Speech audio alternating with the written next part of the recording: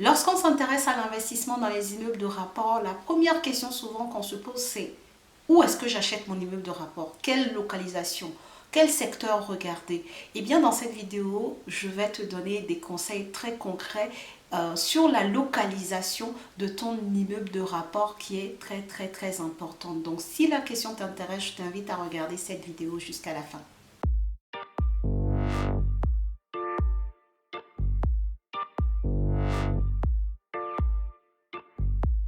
Bonjour à tous et bienvenue sur cette chaîne destinée à l'investissement immobilier. Je suis Céline Dorido, je suis immopreneur et sur cette chaîne, je t'apprends, je t'accompagne afin que toi aussi tu puisses, comme moi, faire du business avec tes investissements immobiliers, que tu puisses gagner concrètement tous les mois de l'argent en investissant dans l'immobilier. Si le sujet t'intéresse, je t'invite à faire deux choses. La première chose, abonne-toi à cette chaîne et active ta cloche de notification pour ne pas rater mes futures publications. Et la deuxième chose, regarde dans la barre de description de cette vidéo, tu y trouveras des liens très intéressants, notamment un lien qui va t'emmener vers un calendrier pour prendre rendez-vous avec une personne de mon équipe pour te guider sur ton projet d'investissement immobilier. Alors, comme je disais en introduction, aujourd'hui, on va parler de la localisation que devrait avoir ton investissement dans les immeubles de rapport, ton immeuble de rapport que tu souhaiterais acheter. Une chose est sûre, l'immeuble de rapport va te fournir une meilleure rentabilité que si tu devais acheter studio par studio, appartement par appartement et surtout si tu n'as même pas une stratégie de colocation sur ces appartements-là. Donc clairement, investir dans un immeuble de rapport, c'est le moyen aujourd'hui d'aller plus vite en immobilier, donc la méthode ascenseur comme j'aime l'appeler, parce que tu vas acheter plusieurs biens en même temps, tu vas mutualiser tes forces. Et la deuxième chose, eh ben, tu vas avoir un prix de gros qui va te permettre bien entendu d'être plus rentable. Ok, donc ça c'est clair. Maintenant, il y a une différence entre la rentabilité papier et la rentabilité réelle que tu vas avoir sur ton immeuble de rapport. Et qu'est-ce qui fait en sorte qu'il puisse y avoir une différence entre ces deux rentabilités?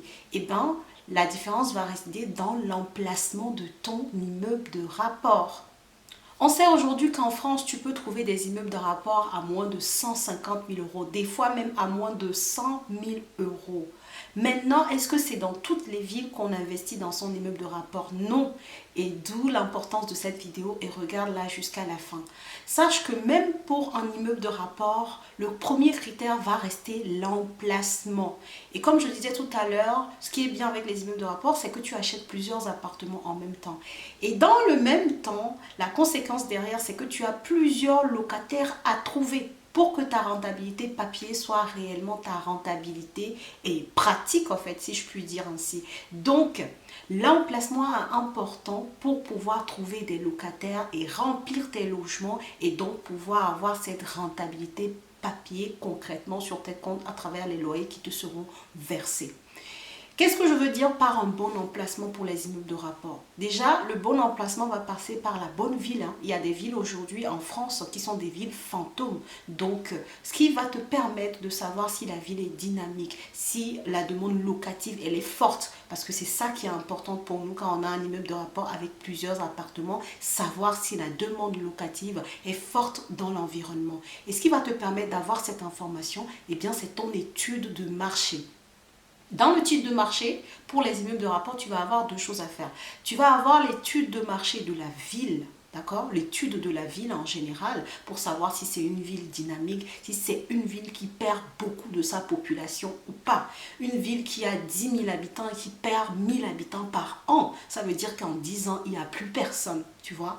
Donc, en fonction du nombre d'habitants dans la ville et le nombre d'habitants perdus par an, tu vas pouvoir voir une tendance, voir si c'est une ville qui est en déclin ou par contre une ville en croissance. Donc, ça veut dire que tu peux aussi trouver des villes où c'est une ville de 6 000 habitants, 7 000 habitants seulement et pourtant c'est une ville qui va voir sa population croître. Toutes ces informations-là sont dans ton étude de marché et il y a des sites spécifiques qui t'aident à faire l'étude de ta ville, quoi, en fait, l'étude du marché locatif ou l'étude même de la population, du dynamisme d'une ville. Tu as Wikipédia, tu as l'INSEE, bref. Dans ma formation, j'aborde tous ces sites-là et comment tu fais concrètement ton étude de la ville et l'étude du marché locatif, ok? Mais c'est la phase très importante. Tu vas le voir tout à l'heure sur mon écran, je vais faire défiler. En France, oui, comme je disais, tu vas trouver des immeubles de rapport à moins de 100 000 euros, je t'assure, je te le montrerai sur mon écran. Mais pour autant, est-ce qu'il faut aller dans ces villes? Peut-être pas, ok? Parce que je ne vais pas te dire non catégoriquement, parce que dépendamment de la ville dont on parle, il peut être en effet intéressant d'y aller, parce que même si c'est une petite ville, ça reste une ville dynamique, ça reste une ville dans laquelle la demande locative est forte et donc ça reste une ville qui sera intéressante pour toi, investisseur immobilier rentable.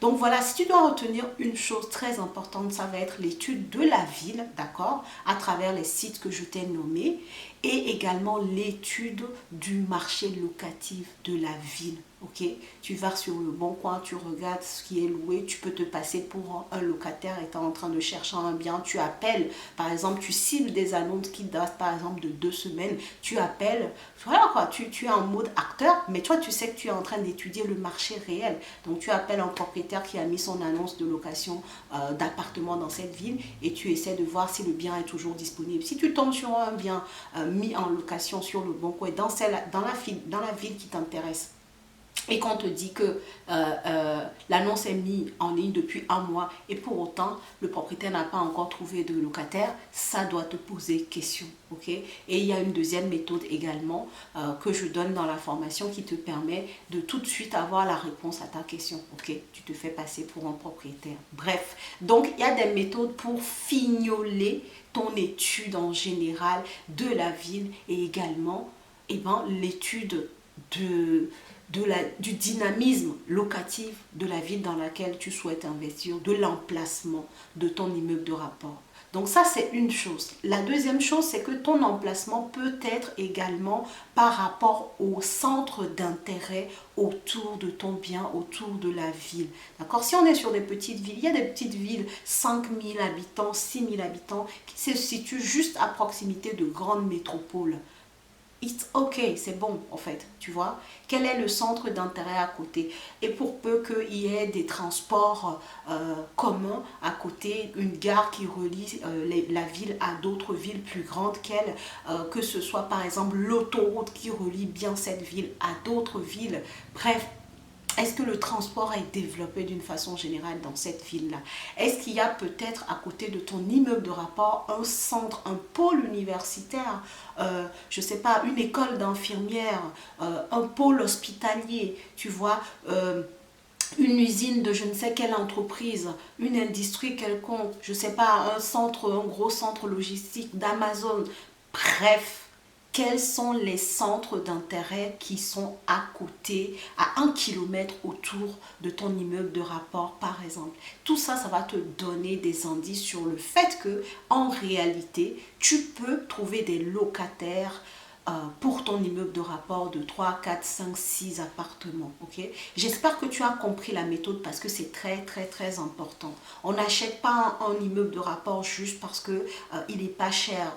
Et je sais que souvent je dis sur cette chaîne que oui, même si tu as un petit budget, tu peux investir dans les immeubles de rapport parce qu'il y en a pour tous les prix. Maintenant, il ne faut pas acheter un immeuble de rapport qui au final te fournit une rentabilité de 4-5% parce que tu as de la vacance locative, c'est-à-dire tu n'arrives pas à trouver de locataires. D'où l'étude de marché est primordiale et cruciale avant de sélectionner même, avant d'aller même visiter ton immeuble de rapport. Tu dois faire cette étape-là et voir si tu vas déjà t'intéresser à la ville dans laquelle se trouve cet immeuble de rapport et donc t'intéresser par la suite également à l'immeuble de rapport en lui-même. Ok? Donc j'espère t'avoir éclairé grâce à cette vidéo. J'espère que tu as pris quelques notes. Je t'ai donné des pépites, hein. C'est des choses que j'apporte en formation et j'apporte d'autres choses en plus, mais je t'ai donné déjà pas mal d'informations. Donc travaille dessus, mais voilà, il y a une différence entre la rentabilité théorique, lorsque tu trouves un bien, tu fais tes calculs, et la rentabilité dans la vraie vie. Et pour que ces deux rentabilités coïncident, ton étude de marché va te sauver là-dessus. Ok? Donc voilà les amis, c'est tout pour cette vidéo. Si elle t'a plu, eh ben, tu sais ce qu'il te reste à faire. Tu likes, tu partages, tu fais connaître la communauté pour qu'on grandisse tous ensemble parce que je suis sûre qu'il y a quelqu'un à côté de toi, autour de toi, qui a besoin de cette information-là pour faire des bons choix d'investissement immobilier. Merci beaucoup de m'avoir suivi. Je te souhaite une très belle soirée et à la prochaine vidéo.